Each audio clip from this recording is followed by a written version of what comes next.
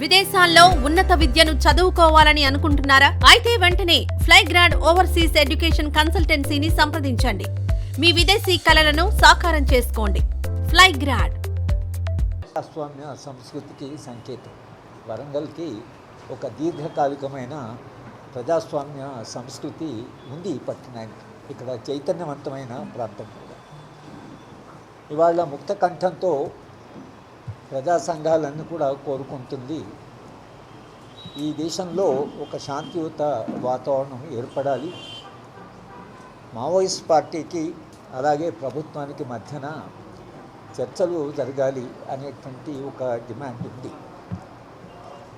2004లో పౌరస్పందన వేదిక చేసిన ప్రయత్నానికి ఫలితంగా చర్చలు జరిగాయి. అప్పుడు చాలామంది అడిగింది, చర్చల వలన ఏం జరిగింది, చర్చలు జరిగి ఏం సాధించారు అనేటువంటి ప్రశ్న మేము ఎదుర్కోవాల్సి వచ్చింది.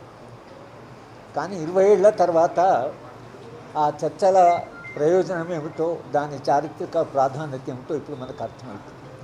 అప్పుడు శాంతి చర్చలు జరగకపోతే ఇప్పుడు శాంతి చర్చల ప్రస్తావన బహుశా సాధ్యమయ్యేది కాదేమో. అంటే విప్లవ పార్టీలు ప్రభుత్వాలు మాట్లాడడానికి చరిత్రలో ఒక అవకాశం ఉన్నది అనేది 2004లో జరిగిన శాంతి చర్చలు ఒక అనుభవాన్ని సమాజానికి అందించిపోయాయి. ఇవాళ జరుగుతున్న పోరాటంలో ప్రధానంగా మా అందరి యొక్క ఆవేదన ఏమిటంటే, ఇది మావోయిస్ట్ పార్టీకి కేంద్ర ప్రభుత్వానికి జరుగుతున్నటువంటి పోరాటంగానే చెప్తున్నారు, కానీ దీంట్లో ఆదివాసీలు ఉన్నారు. ఇది ఒక ఆదివాసీల యొక్క పోరాటం కూడా. ఆదివాసీలు పోరాటం ఇవాళ 50 ఏళ్ళ నుంచి మావోయిస్ట్ పార్టీ ప్రారంభించింది కాదు. 200 ఏళ్ళుగా ఆదివాసీలు ఈ దేశంలో పోరాటాలు చేస్తున్నారు.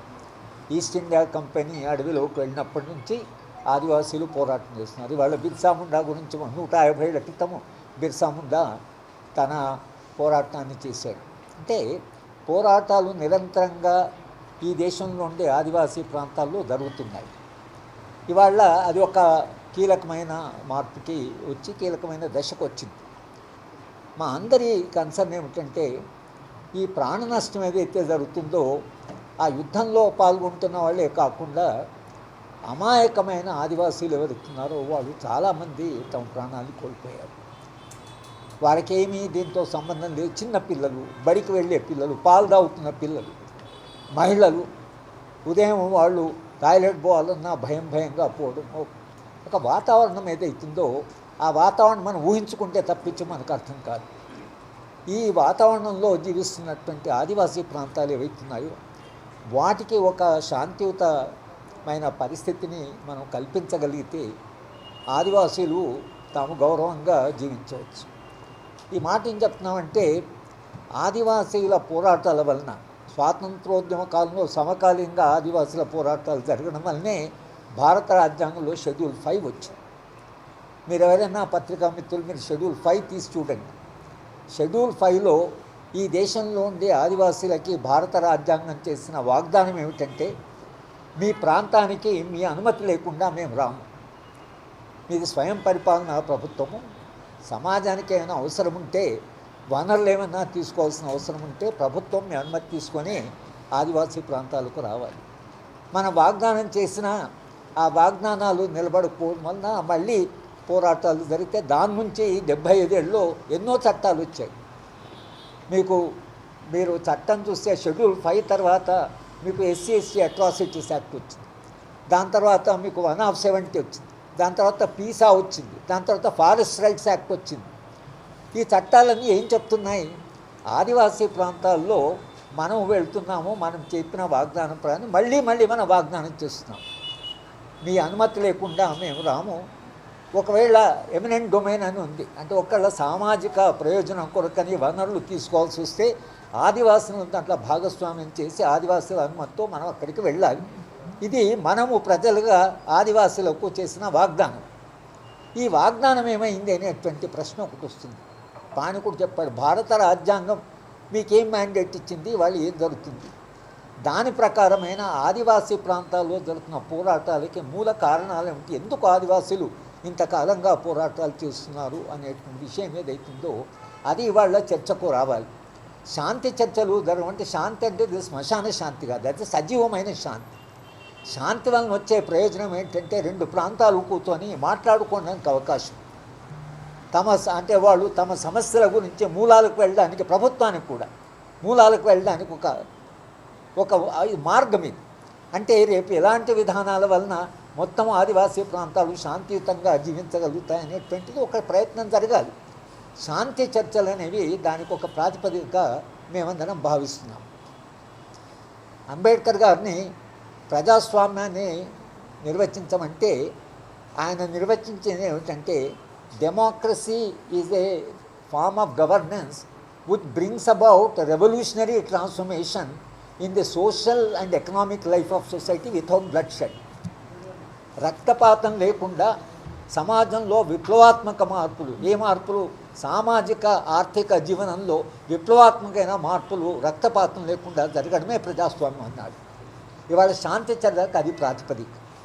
మీరు రక్తపాతం ద్వారా కాకుండా శాంతియుతంగా మీరు చర్చల ద్వారా వాళ్ళ సమస్యలు ఏంటో దాని మూలాలకు వెళ్ళి ఆ పరిష్కార మార్గాలను ప్రభుత్వం ఆలోచించాలని, యుద్ధము హింస అని కాకుండా శాంతి తర్వాత ప్రజాస్వామ్యం అనేటువంటిది అది వలన రాజ్యాంగ ప్రమాణాలు కాపాడబడతాయి, రాజ్యాంగ విలువలు కాపాడబడతాయి, మనుషుల ప్రాణాలు కాపాడబడతాయి.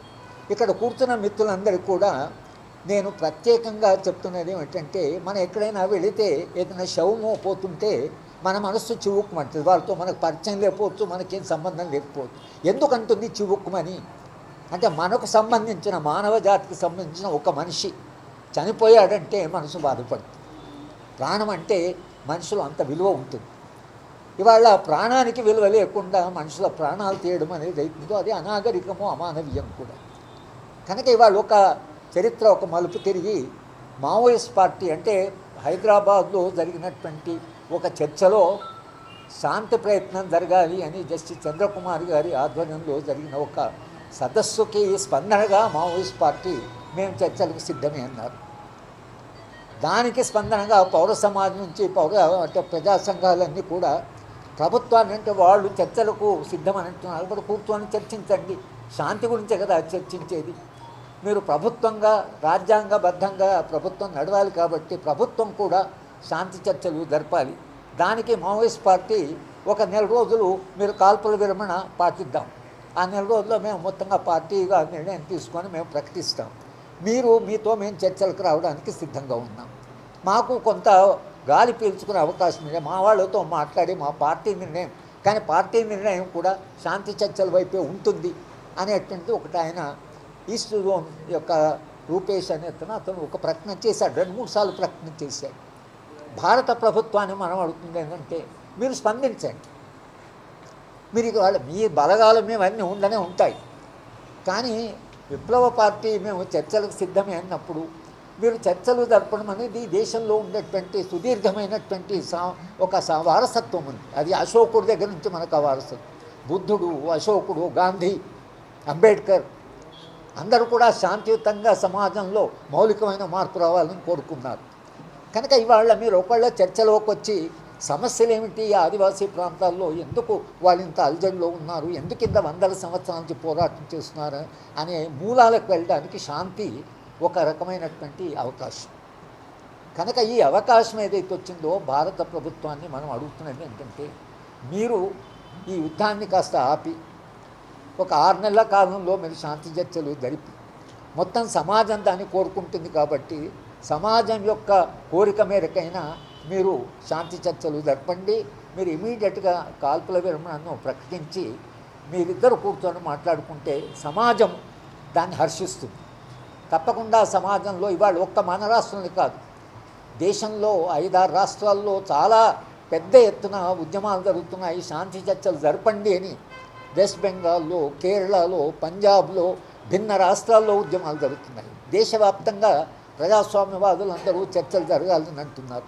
కనుక ఈ ప్రజాభిప్రాయాన్ని మన్నించైనా భారత ప్రభుత్వం చర్చలకు సిద్ధం కావాలని ఇద్దరు కూర్చొని చర్చలు జరిపితే పౌర సమాజం హర్షిస్తుంది.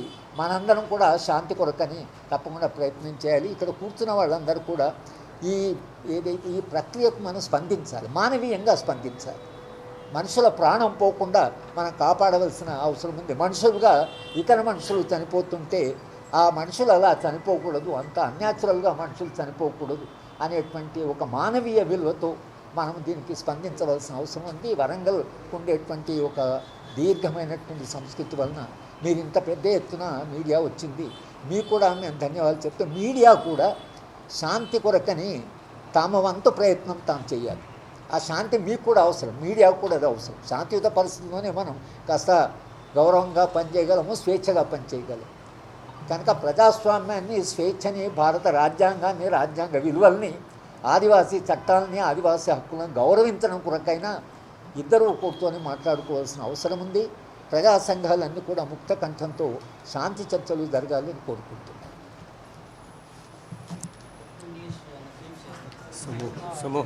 Yeah, I just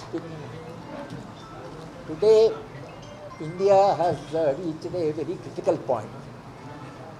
There have been a lot of tribal struggles, and last 50 years Maoist party is also there supporting the tribal struggles, and this led to a confrontation, and it has become an armed confrontation, and it is now reaching much higher heights. In this process, lots of innocent tribals, their lives are lost. Children, lactating child and school going child, see, they are also getting killed or they are living under fear. In order to bring back peace to the tribal areas and to rest of India, government of India should respond to what the Maoist party is offering. They are saying we are ready for peace talks, and repeatedly they are saying that. When they say that they are ready for peace talks, and they also said that arms also can be discussed in the peace talks.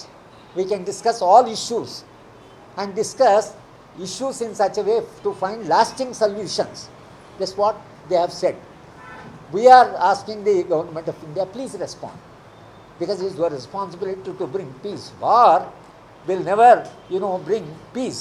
War always leads to the human destruction. Peace brings back dignity of the human being. Peace is always a higher human value than war.